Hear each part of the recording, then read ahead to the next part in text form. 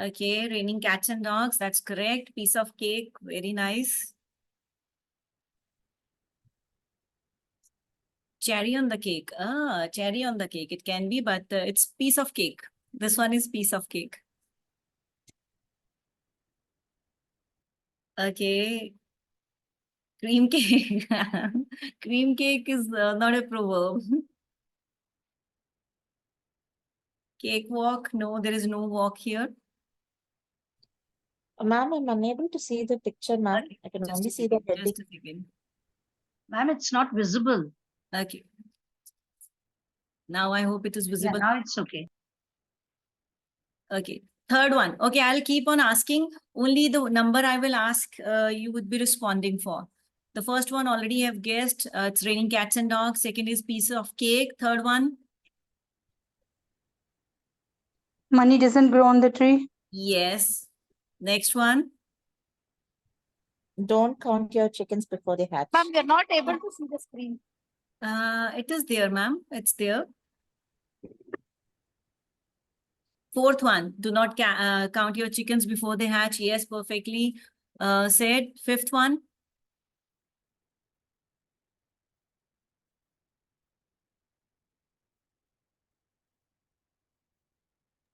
Don't play with fire. Yes, do not play with fire. Next one. Sixth one. Apple of eye. Let's call it a day. Let's call it a day. Very nice. Seventh, apple of your eyes. Yes, somebody Apple said of an eye. apple of your eyes. Yes. Eighth one. Once in a blue moon. Once in a blue moon. Perfect. Ninth.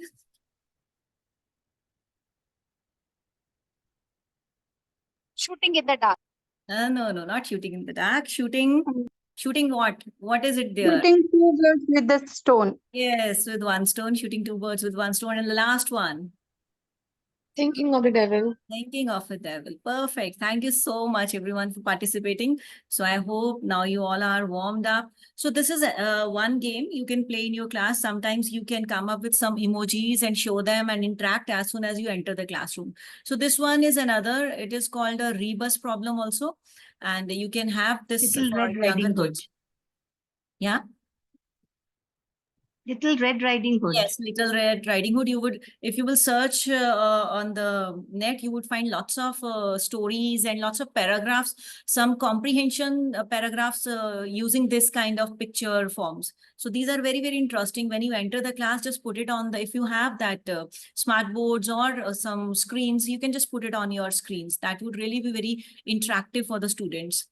So, okay, so now let's start with the topic from where we left. So we'll be talking about the third principle. And tell me what could be the third principle. Just read this quote and tell me. The number one problem in the classroom is not just discipline, it is the lack of procedures and routines. So yes, it is about power of active routines. So what happens is that we assume that our kids, our students, they understand how they are supposed to behave in the classroom. So I'm telling them to be quiet. It means they should be quiet. This is what we believe and this is what we hope that should come true. But it does not happen this way. Now tell me, if I ask you, okay, do not think about a blue monkey. Do not think about a blue monkey. So what is the first thing that came to your mind? I think about blue monkey only. A blue monkey only. Because if my purpose was that I do not want you to think about blue monkey and I want you to think about a white monkey, then I should have told you, think about a white monkey, do not think about a blue monkey. So this is what we do basically in the classrooms. We keep the focus on the things they should not do rather than keeping the focus on what they should do. And this is where the power of consistent procedures come handy. What actually it is? It is whenever you are conducting your classes, day-to-day activities, smallest of the activities, they must be set in routine from the very first day. You cannot assume or you cannot suppose that your students would know how to behave in the classroom. No, they don't. They do not know. So it is our responsibility when you start your classrooms, when the sessions start, or maybe one fine day you decide, okay, I want to set routines. Although it is very difficult to set routines within the middle of a session, it's always a great idea to set routines in the starting. But any day you wake up is the right day to start these things. And if you are in north part of the country, then you must be having summer vacations. So you can start immediately as soon as the school reopens after the vacations. So the point is, what are active routines? These are the clear rules and guidelines which your students are supposed to follow no matter what. So why is it important? Smooth transition. Suppose you are taking them from classroom to the playground, or you are taking them from classroom to the library. They should know how to form the line. They should know there should be a smooth transition. Set some rules for that. And they should follow that, because you have already set it on the very first day. And it will take at least 1 week to create that kind of smooth transitions. Okay, you can ask them, okay, line up, or maybe with your alphabetically, line up with your roll number, line up with the height, or it can be any fun thing you create. Okay, then you can talk about the focus and order. Clear procedures create predictable environment. See, when the environment is predictable, you can focus more on the teaching part and learning part rather than just disciplining your students. Student independence. Once they know what they have to do, they would be very, very focused on the work rather than just getting getting more instructions from you. They will not be focused on the instructions you are giving after every second. Okay, you sit down, you stand up, you come here. So they would not be distracted. So that is why it is very, very important that you make them independent. Just tell me, when a child is young and at home, we make him brush his teeth twice a day. We tell them, okay, you have to brush your teeth, and it becomes a habit. So this is, and after maybe 1 month or so, you don't tell the child gets up, goes to the washroom, brushes his teeth, and that becomes a habit. So the same way, you're not trying to make them robots. No, that is not the purpose. You're not going to make them robots. We are trying to minimize the time which can be used in some other productive activities. Okay, so how to do this? So you can have routines for entering and exiting. You can have routines for, okay, this is the particular time you would be allowed to sharpen your pencil. Okay, or this one particular student, today, this student is going to be the monitor for sharpening your pencils. So give your pencils to this child and he would be sharpening it for you. Or you can assign 2-3 students who would be doing that. Assign some designated area where they can go and sharpen their pencils. Using the restrooms, when do you want them to go? Are there any cards, exit cards, or do they have to sign somewhere? Or you can ask them, okay, whenever you want to go to restroom, just stand near the door and signal your hand, because it is very important. Sometimes what happens, I have heard it a lot of times, students say, ma'am, jaane hi nahi deti hai, because you fear there would be chaos in the classroom. But once you set rules, you tell them, okay, this is the rules for going to washroom, they would follow it diligently. Next is submitting work.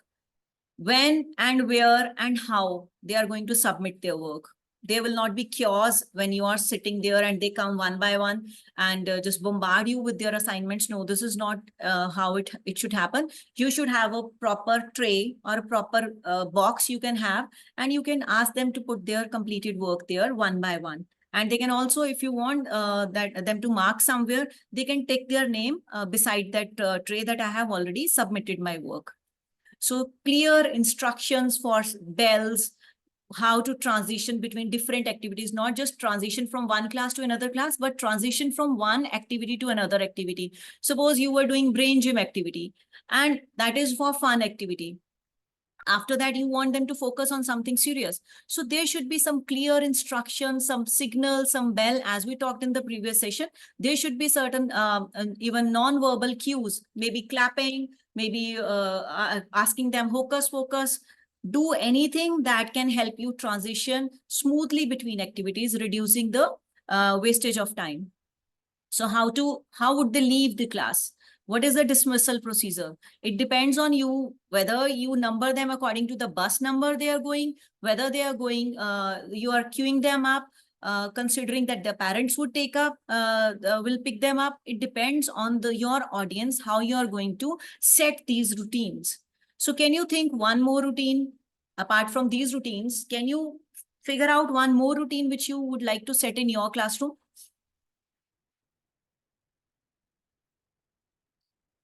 Okay. Okay, row captain, collect the sheets, line up the housewise. Very nice. Okay, let's see some more routines. Keep personal desk. Even you want them to understand the importance of hygiene and organization in your class. You do not want them to have a cluttered space. So make sure that they, yes, alphabet names, yes. So you can ask them to clear their tables as soon as the teacher leaves and be ready for the next work. They should not have their tiffins, their all the books on the table. They should know how to keep their tables tidy, because that is a habit that would stay with them forever. It's not just about your classroom. It is a habit. They would definitely be thankful when they grow up. So make sure they return the borrowed material. If they have borrowed something from the class stationery, class pencils or something, they should know that they are supposed to return it with gratitude. They should say thank you, or maybe they have borrowed it from one of their friends. They should know how to return it.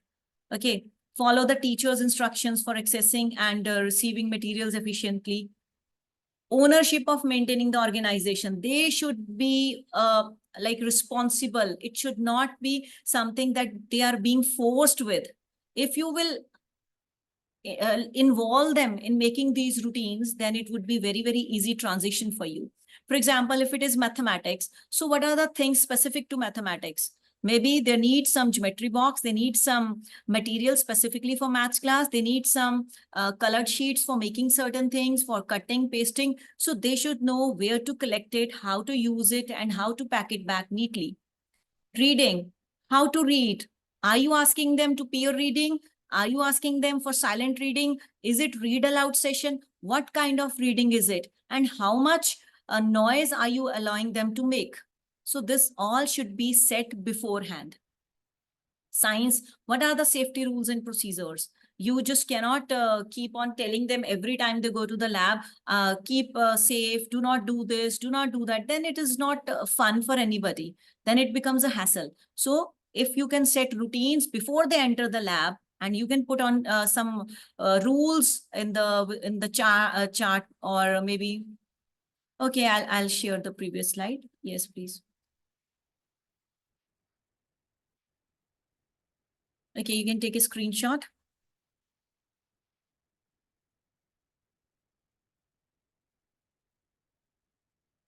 So for every subject, everything that is a little different, you can have some kind of routine set. So you use some kind of hand signals. We already talked about it. Routines for lining up. Bell ring. When the bell rings, what should they be doing? What are the procedures for using classroom stationery? And one more important thing, switching off fans and lights. They must be responsible for this thing. If supposedly somebody has kept the fan and light on, so they should know that it is their duty. Yes, sign language. Yes. Working in groups. So if they're working in groups, what are the rules? Because we are talking about collaborative learning. So you just cannot group the class and then tell them, okay, now work, because there would be chaos in the classroom. All you have to tell them, I saw one teacher, like I was conducting a training session, there one teacher said, what I do is whenever there are classroom activities, so she had made a clock. And she had made the clock in 3 zones. She has colored the clock in 3 parts. You can color in 4. So the first part is the green zone, where she puts the clock's hand when the class is within the noise limit. Okay. And then she puts the clock in the blue zone if there is a limit, the class is a bit noisy. And she puts the clock in the red zone when she feels that class is going beyond the noise level, which is acceptable within that classroom. So you can use that clock. You don't have to say anything, just show the students. But they would understand only if you have already set that procedure. If you have already told them before starting the class that this is going to be your noise level and you cannot go beyond that. But here also you will have to make sure that if they are doing group activity, you will have to allow them to be at least in blue zone. You cannot expect them to be in green zone when they are doing a group activity. Okay, only if they are doing silent activity, individual activities, then make sure that they are within the green zone. If you want to take a, yes, colored clock, it's a wonderful idea. So, or you can have a meter, noisometer. So you can put one cardboard in the class, color it, and you can put the scale wherever it is. Just put some slab on it, and you can color code it accordingly. Okay, green level, so now blue level, or maybe yellow level, you can have one more level, and this is the red level. So you can do that. So I would not spend much time on this slide. Why? Because we are talking about Indian classrooms. We are not talking about some classrooms where there are only 15 or 20 students. So I always believe that it's very difficult to keep changing the placement of the desks and chairs in our classrooms. But what I suggest is, whenever you conduct some special activity, do try a different seating arrangement. Suppose you are doing some gallery walk. I think we did not, I didn't share it, what gallery walk is. Towards the end, if I get time, I would share what gallery walk is. Otherwise, I would be conducting another session that is totally activity-based learning. There, I would be sharing lots of activities which you can do. So if you're doing some group activity or you are doing some discussion activity, try to make a circle in your classroom, because discussion, when the students would be seated in a circle or maybe two circles, concentric circles, they would understand it's going to be something different than what they usually do. So that breaks the routine, that breaks the monotony. So they would really enjoy what you are going to do. Suppose you are doing some kind of a conference, then you can make it a U shape. If you are doing some group activities, then you can make it like this, tables, just like you sit on the dining table, so that they feel they are connected. That is how you can change arrangement of the chairs and tables in your classroom, only if the space permits. Otherwise, it will be wastage of time if you are doing it without considering the space and without considering the number of students. Yes. Rotation system, that is another good system. Rotation system is a good system.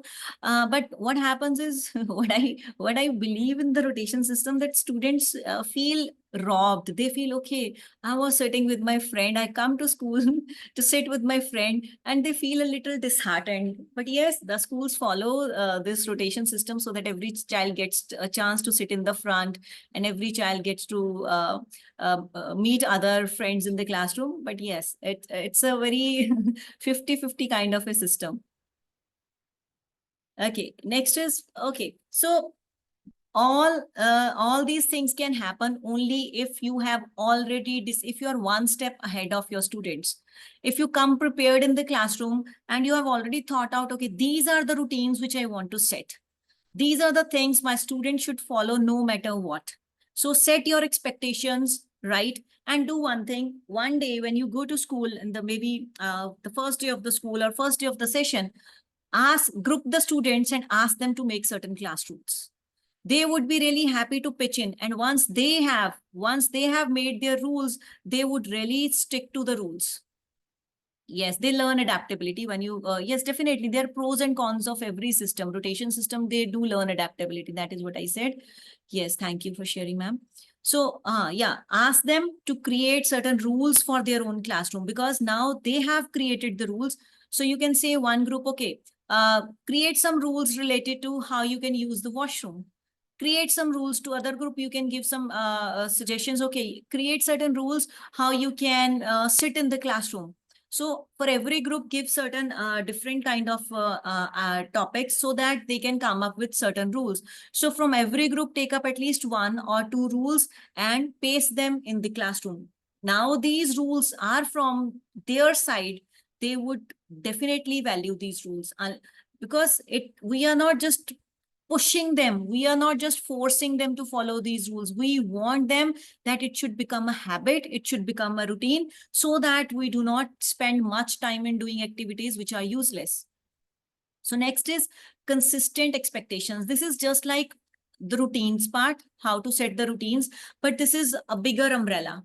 Just like, for example, just like there are traffic laws and traffic rules, okay? They are a bigger umbrella, but what you do when there is a red light, what do you do when there is a green light, what do you do when there is an orange light? So that is a rule, particular one rule. So similarly, when you are saying about, okay, this rule, this routine, these are a smaller umbrella. But when you say consistent expectations, that is more of a behavioral aspect. So why is it important? Because the students know what is expected of them. We just cannot start our class without telling them, okay, these are my expectations and you should follow these.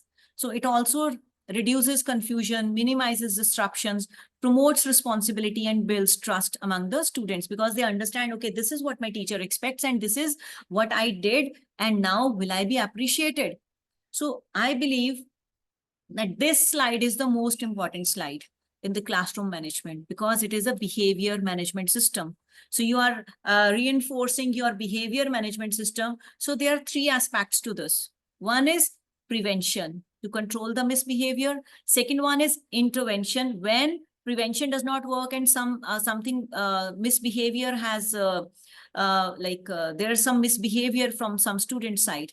And the third part is restoration, and what should be the step forward, what should be the positive things that can be done once there is misbehavior in the classroom. So these three things are very, very important. For the prevention, it's very important you set routines, you set rules, and you set expectations that this is the behavior which is expected in the classroom. This is the acceptable behavior. Setting clear routines. And what is the positive language? What kind of language can you use? So the language as a teacher, what you will be using is do this. Don't say, don't run in the classroom.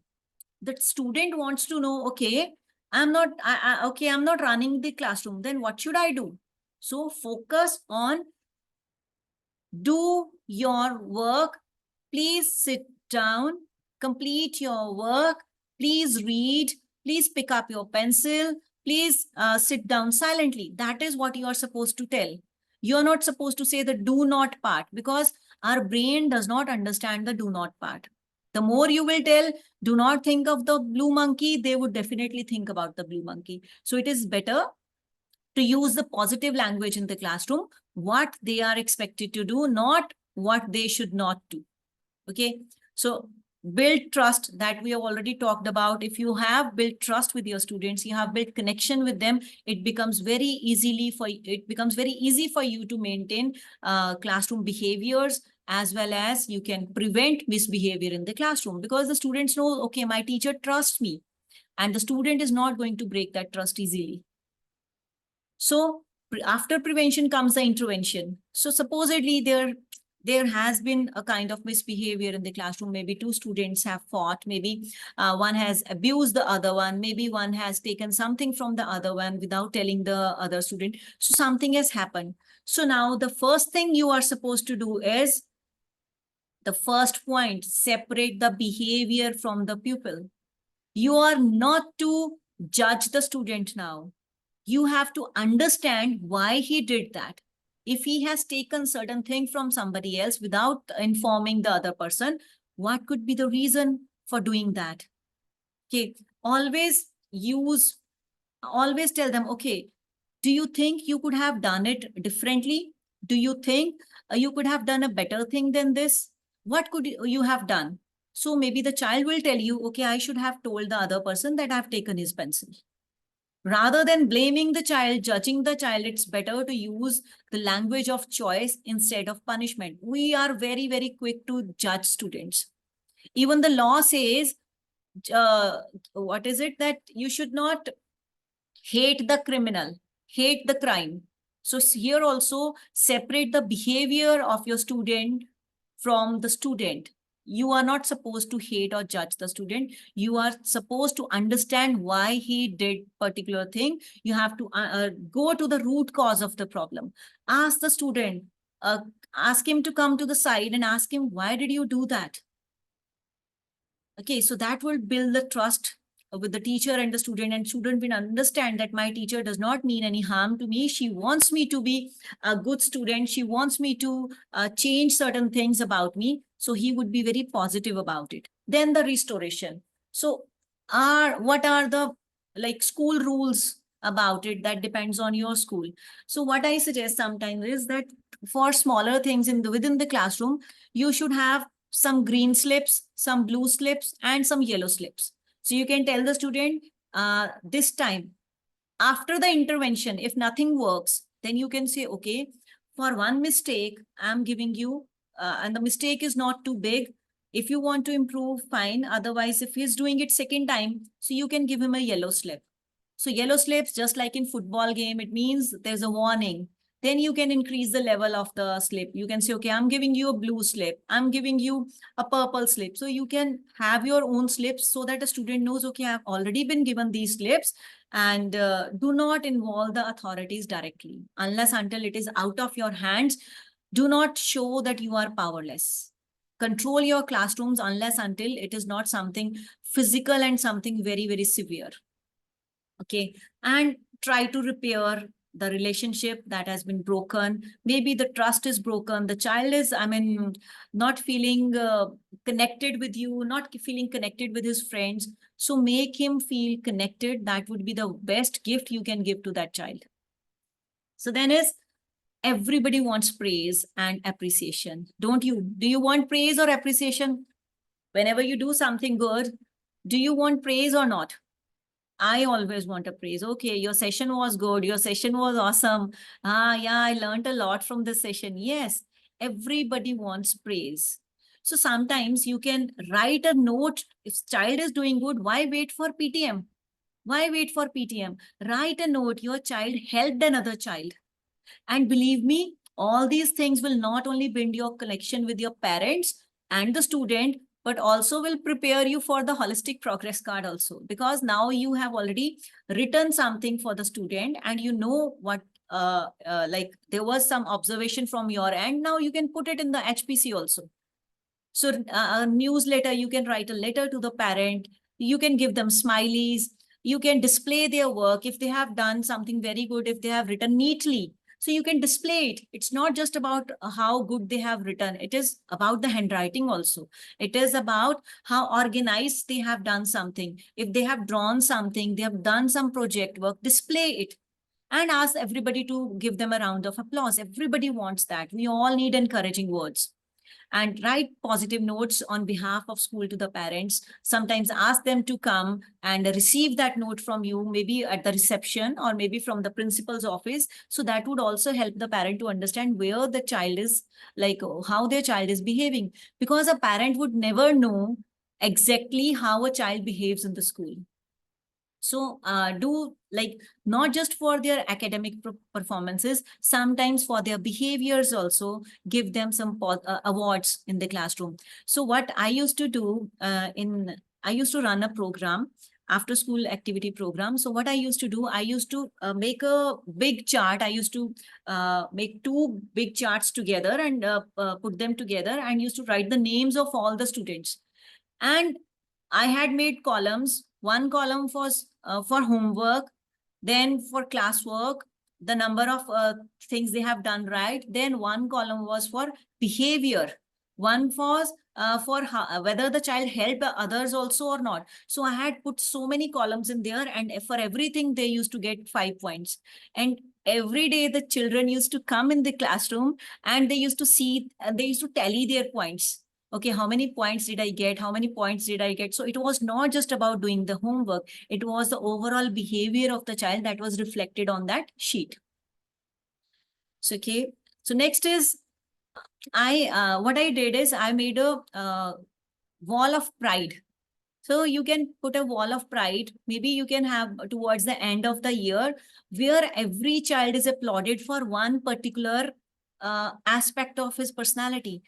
So maybe one child is he's very friendly. So you can say friendly star. One child is very good at helping others. So helpful star. So you can have different categories. He's a very good observer. So there can be different categories. You just don't have to appreciate their academic achievements only. So their behavioral aspects should be applauded as well as their academic success should be applauded. So this is one picture that I've clicked. That is the wall of pride, I used to call it. I put picture of every child over there, and under that there was one special caption written specifically for that child. So I noted one particular behavioral aspect of that child and put that in the caption. Children used to love it. So you can try doing that. Yes, praise motivates. Yes, yes. Appreciate during, we give certificate. Very nice. Even you can create small certificates, star of the class, everyday activities also, weekly activities also. And you don't have to be, I mean, it does not have to be from the school only. Only you can have some colorful on Canva. You can build some colorful stickers or something. In the program, what we used to get some sticker sheets. So even the students from grade 8 and 9, they used to love stickers. We used to give them stickers after if they have achieved certain points, maybe 50 points in 1 week or so. So they used to get stickers. So they loved it. So what next our fifth principle is holistic environment. We have already talked about creating conducive environment, positive environment in the classroom. So this is all coming together now. So, but one thing which I believe is very, very important in all these principles is communication, open communication with your students. You should be a very, very good listener. Don't be in a haste. They have only one childhood. And it's like you have been gifted by God that children are coming to you to learn something. So use that opportunity very wisely, be their guiding light, create a holistic environment in your classrooms, create well-rounded individuals who are empaths, who are having sympathy for others, who are conscious about environment. So make them lifelong learners, be a lifelong learner yourself. Register yourself on the portals government has provided, on some free websites. Learn yourself and make them lifelong learners, because that is something which even NEP advocates. But even if NEP does not say that, I would say, please be lifelong learners, never stop learning. So how to create a holistic environment in your classrooms? Sometimes you can ask them to sit in a circle and share their emotions. They can share something. You can ask them, can you share a day when you helped somebody? Can you share a time when you were hurt? Why were you hurt? So would you like to do like certain things to others so that they are hurt? Ask them these kinds of questions. Okay, character development. In one school, what they did, they ensured that every week or every fortnight, they dedicated to one particular life skill. Maybe they wanted to develop kindness, so they had lots of activities, lots of reading, everything related to kindness. Then if they want to develop honesty, they would do that with honesty, empathy. They would share stories. So you can have that kind of, maybe once a month or so, 1 month for honesty, second month for kindness. You can have at least 10 to 12 skills throughout the year, which you can develop using stories, role plays, activities, games, or maybe by just conducting certain things within the classroom. Teach them diversity and inclusion. Teach them, share stories about how a differently abled person was able to do certain good things, how women are empowered now, how there has been a shift in the gender bias and all that. Teach them all these things in your classroom. All this is not beyond the classroom management. This is all part of classroom management. And the next thing is, use flipped classrooms, project-based learnings, collaborative learnings, inquiry-based learnings.